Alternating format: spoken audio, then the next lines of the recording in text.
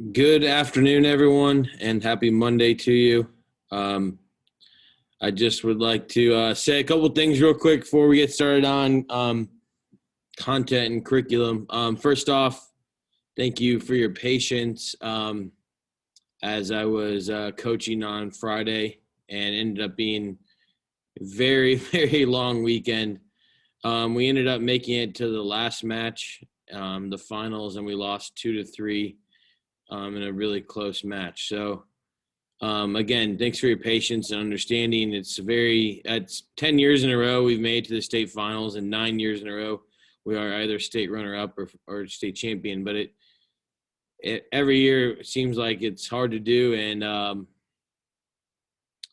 it's an accomplishment. So again, thank you for your patience, and maybe you were quietly cheering for us or something like that. That'd be cool too if you did. The second thing is in the chat function. I'm going to go ahead and put it in here for everyone, just so you know. This is my room, H606. It is in the middle of it's in the middle of the hall in Upper H Hall. Upper H is the hall that is on the far east side of the building. It's not too far away from the cafeteria if you're coming from the cafeteria, okay? That should help you find it tomorrow. Tomorrow, I also believe, is a red day. And so I'm going to go ahead and share the screen here. I'm going to make sure everyone understands this. So tomorrow being a red day means that, Stanley, when you walk in, you're going to go through the door, look at the front of the room, and you're going to be in the first chair to the right. Kim, you're going to be behind him. Then Sam's going to start the next row, and then Brooke's going to be behind Sam. There's 3 chairs in that row, but we only have 2 people in it, okay? Where it says empty, those are the desks that'll be empty in front of my desk so that we're keeping distance away from each other, okay? So this will be on the screen when you walk in, so you don't need to take a picture or anything right now, but I just want to make sure that you have seen this ahead of time. Does anybody have any questions about anything related to coming back or things you're unsure of? If you have a question, please do ask right now.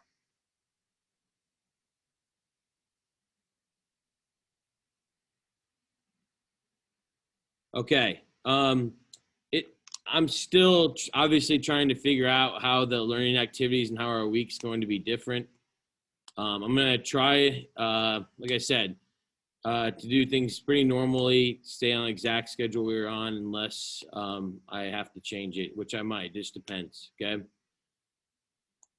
So I'm hoping to still be able to do group work on at least 1 or 2 days a week. I'm still hoping to be able to have a discussion on Fridays, although we have, I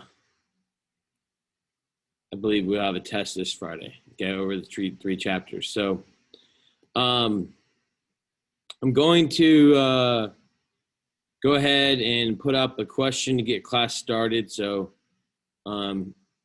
this is a pretty tricky question, and so I thought it would be a good one since we haven't looked at one in a couple of days here. So the question is, in recent decades, many historians have challenged the commonly held view that Europeans controlled the largest share of world trade in the 17th and 18th centuries, so 1700s.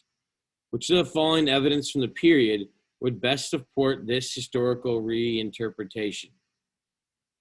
Okay, so go ahead and look at answer choices A, B, C, and D.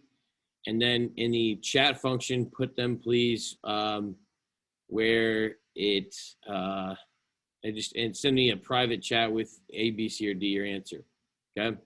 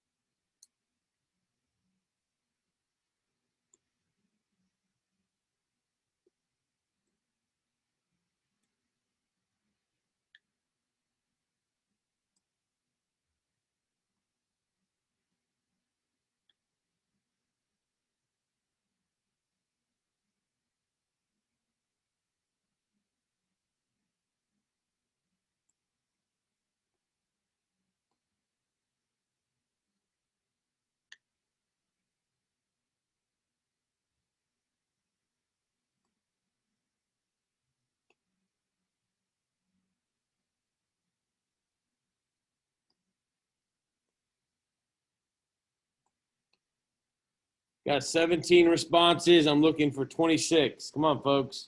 Wake up.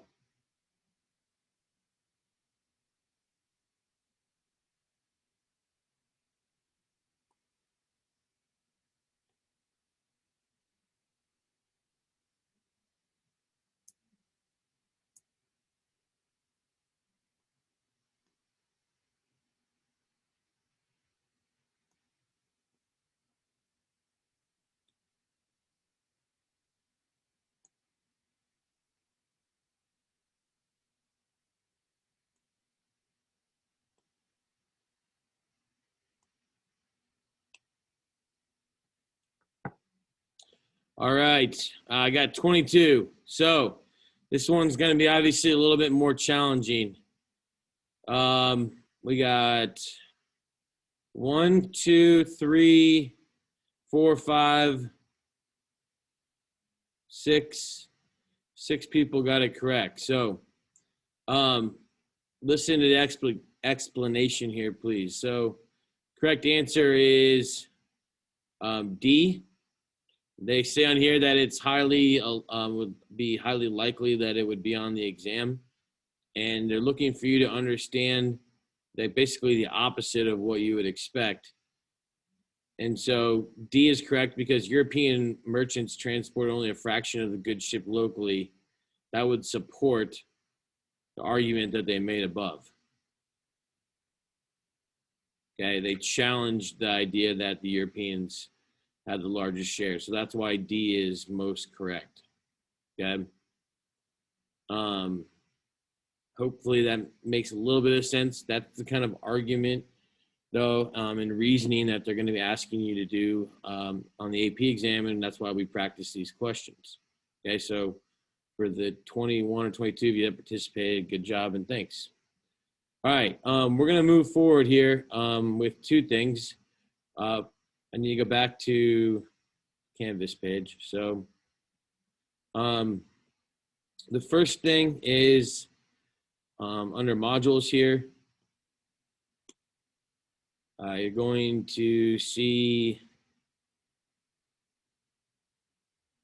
the DBQ sourcing assignment for tonight. Okay, so obviously this chapter is about Russia and Peter the Great and Catherine the Great, and the Romanov family tried to make the position of absolutism, the position of the Tsar absolute, similar to how other European monarchs were. In really, we talked about how it started in Spain, but then continued with King Henry VIII and Louis XIV last week, if you were paying attention. Okay, so there's 7 documents here in a DBQ. You're going to use your knowledge of the soapstone and identify the limitations, bias, or point of view of each of the 7 documents.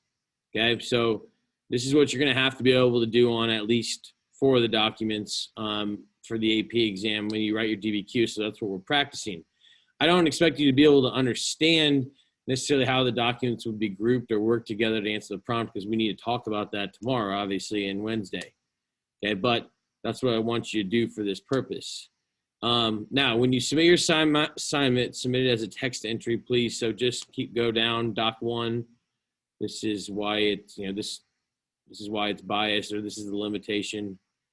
This is the point of view this person's coming from. Go to 2, 3, 4, 5, 6, and 7, and just type them in a text box and send it my way. Okay, so if you finish the quiz, which is short, it's only 12 questions, then you can start on this. You probably can get it done in class today, but if not, it's due by 11:59 tonight. Take note of that, okay? The other thing then, so does anyone have any questions about this? Pretty straightforward, I think. Okay, so we're just working on, again, skills, sourcing skills. 1 of the points on the, or 2 points on the AP exam. All right, so going back to modules then, your quiz over, where are we here? Here we go. Over chapter 21, there's 12 points. Like I said, it's straightforward, right out of the book. You have no time limit. I'm going to let you guys start now. I think it opened at 12:20. Okay. And I'm going to go ahead and after you guys get started, I'm going to end the Zoom. If you have a question, just send me something on Remind. Okay. And then get started on your actual work.